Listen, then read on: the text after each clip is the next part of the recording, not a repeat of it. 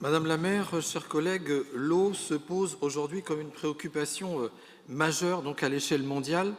Les chiffres sont frappants, avec une consommation moyenne de 40 litres par personne et par jour à l'échelle mondiale.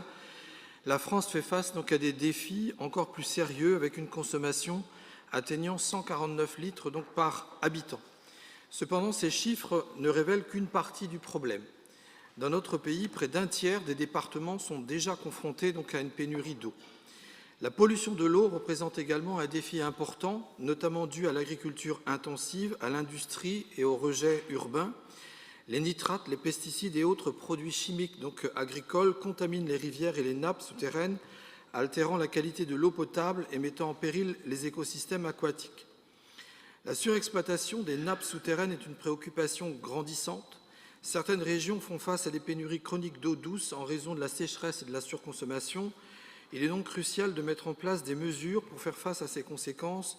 Cela implique la promotion de pratiques agricoles durables, l'amélioration du traitement des eaux usées, la recherche de solutions d'approvisionnement en eau alternatives et durables, ainsi que la sensibilisation du public à l'importance de la préservation de l'eau et de la protection des écosystèmes.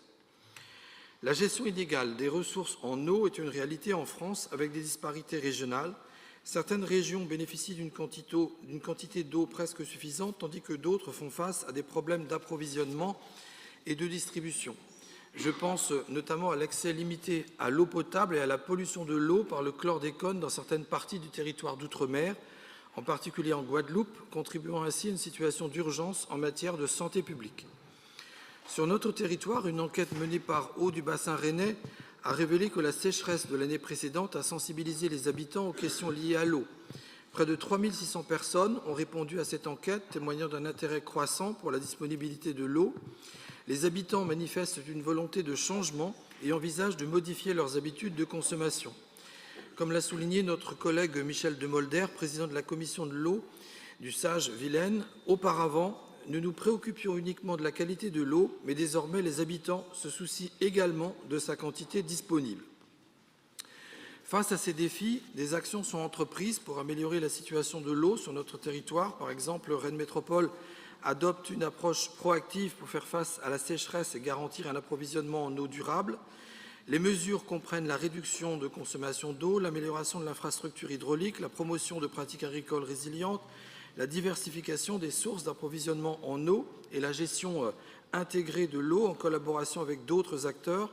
Je pense ici aux acteurs du bassin versant et les autorités régionales pour une gestion intégrée de l'eau, incluant le partage d'informations, la coordination des actions et la recherche de solutions communes pour faire face à la sécheresse et assurer une gestion durable des ressources en eau. Kofi Annan disait il y a quelques années que le droit à l'eau potable et à l'assainissement est un pilier essentiel pour la réalisation de tous les autres droits de l'homme. Pour cela, nous avons un besoin d'action publique, de gestion publique. L'eau ne peut plus être laissée nulle part entre les mains d'intérêts privés. C'est ce que nous disions dans cette salle, mais à quelques-uns seulement, au début des années 2000, lorsque nous militions pour un retour en régie de l'eau rennaise. L'histoire nous a donné raison.